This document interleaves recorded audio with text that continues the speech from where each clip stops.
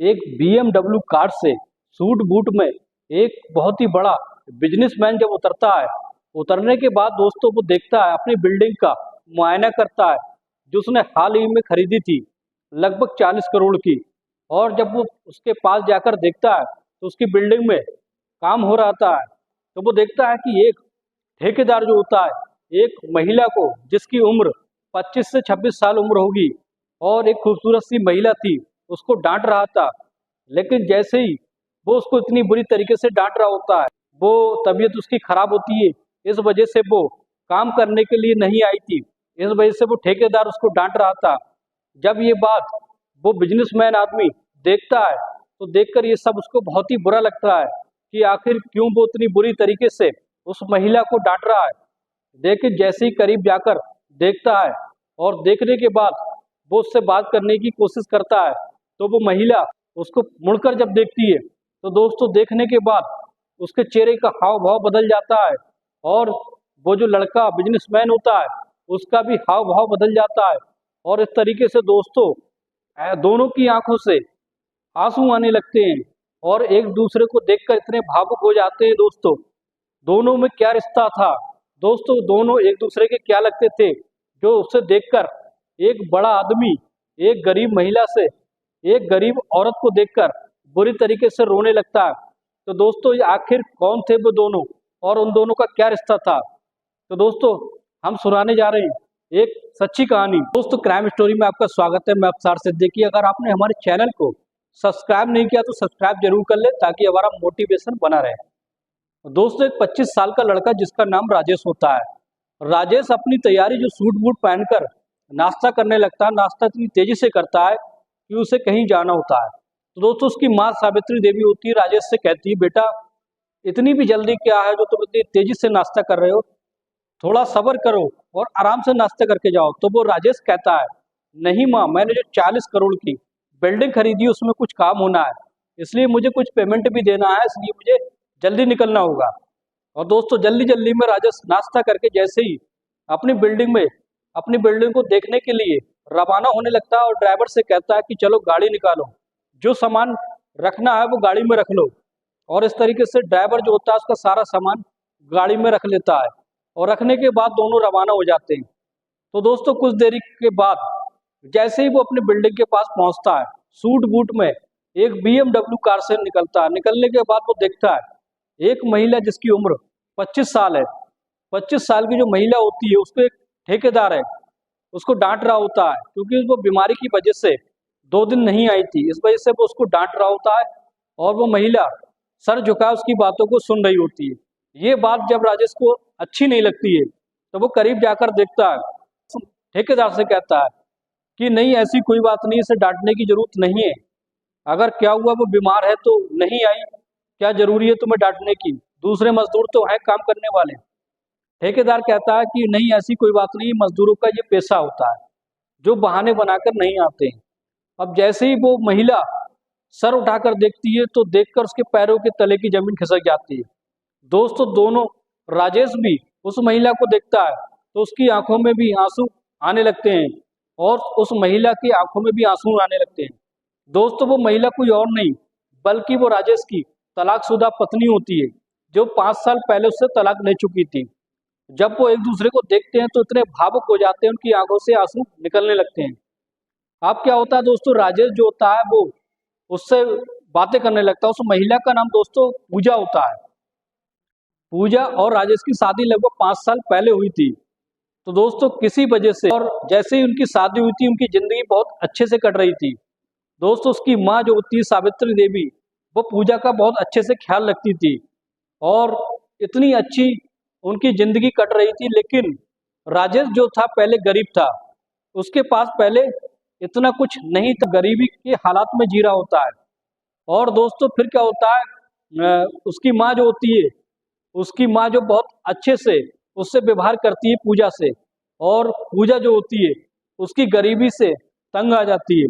एक दिन उसका जो जीजा होता है, पूजा का जो जीजा होता है उसको चढ़ा देता है।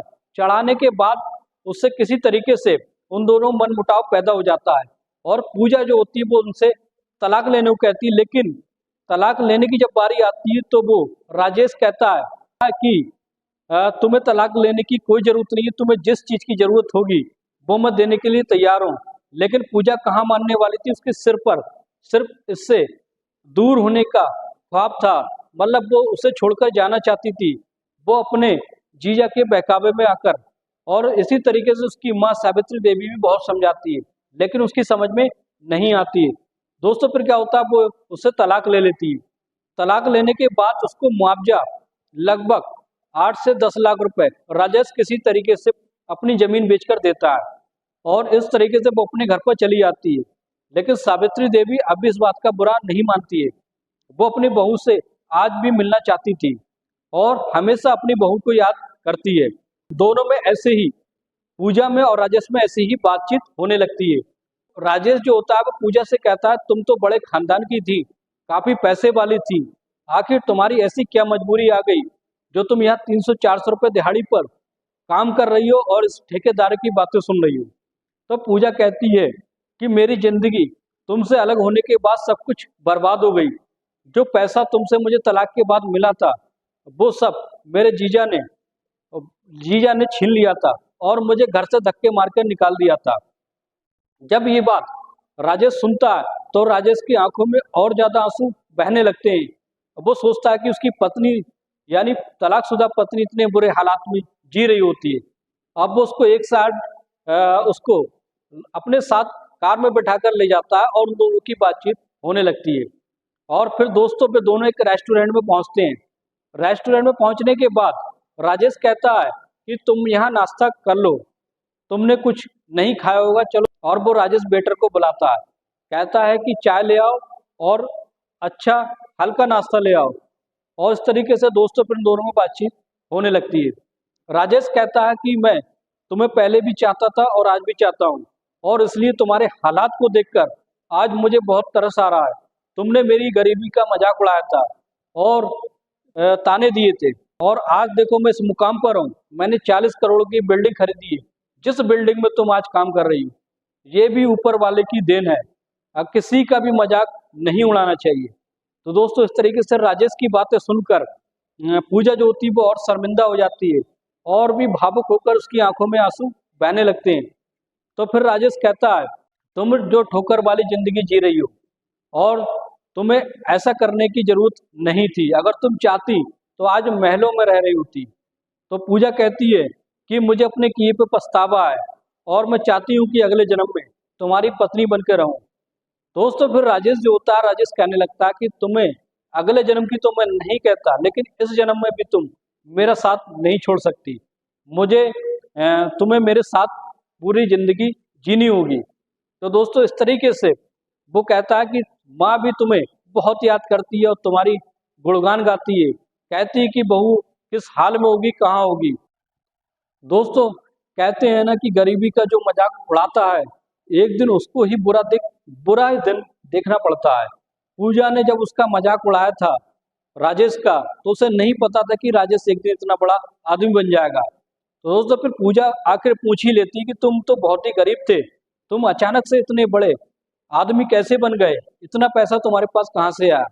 तो राजेश कहता है कि तुमसे तलाक लेने के बाद मैं अपनी जिंदगी बहुत दुखों में काट रहा था और मैंने ऐसे ही पैसे की व्यवस्था करके प्रॉपर्टी डीलिंग का काम किया, और देखो ऊपर वाले के रहमो करम से मैं इतना बड़ा आदमी बन गया, इतना बड़ा बिजनेसमैन बन गया। मेरे पास बहुत आलीशान मकान है और कई फैक्ट्री हैं, इस तरीके से करोड़ों का मालिक हूँ। तो दोस्तों जब ये बात पूजा सुनती है तो बहुत ही अचंभे में रहती है कि आखिर मैंने क्यों इस आदमी को छोड़ दिया था। तो दोस्तों फिर राजेश आखिर उस बात पर आ ही जाता है जो उसके मन में थी। वो कहता है कि अभी भी कुछ नहीं बिगड़ा है, अगर तुम चाहो तो मेरे साथ बीवी बनकर रह सकती हो और उसी आलीशान जिंदगी तुम वही आलीशान जिंदगी काट सकती हो। दोस्तों फिर पूजा को राजेश जो होता है अपनी माँ के पास ले जाता है। जैसे ही पूजा उसकी माँ के पास पहुंचती है तो उसकी माँ बहुत खुश होती है और कहती है, बेटी किस हाल में हो। और पूजा जो होती है वो फपा फप कर रोने लगती है और उसकी माँ के गले लग जाती है और कहती है कि माँ जी मैंने बहुत बुरा तुम्हारे साथ किया था जिसका ये फल मुझे मिला। और ये सज़ा मैं काट रही हूँ और इस बात का मुझे बहुत दुख है, और फिर भी तुमने मुझे अपनाया।